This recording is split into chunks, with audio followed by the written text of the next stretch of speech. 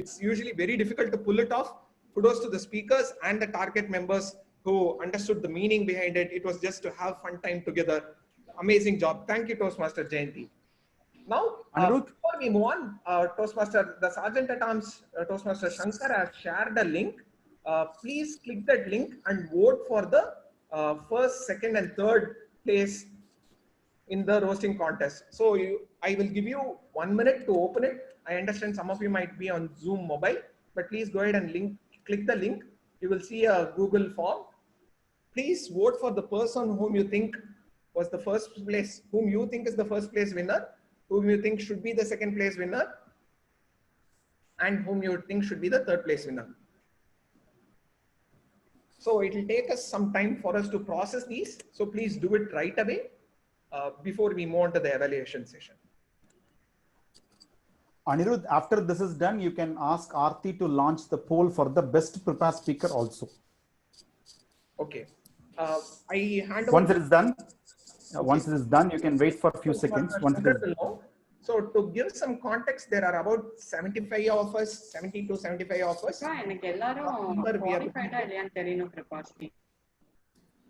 That's the rough number of votes we are looking for. So please vote.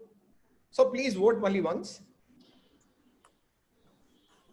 Repeat vote is already disabled, Anirudh. So wonderful. Thank you. Repeat I'll try. Disabled.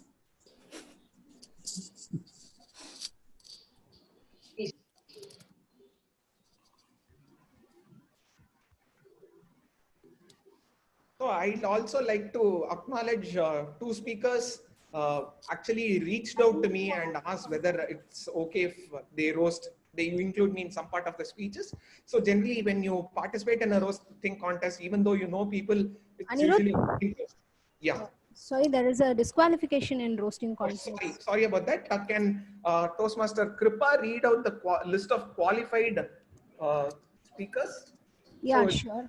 So the qualified speakers for roasting contest are Distinguished Toastmaster Sundaraman, Distinguished Toastmaster Vijay, Toastmaster Shankar, Distinguished Toastmaster Karthik, Toastmaster Gopinath, Toastmaster Anirudh, and Toastmaster Aarti. Thank you.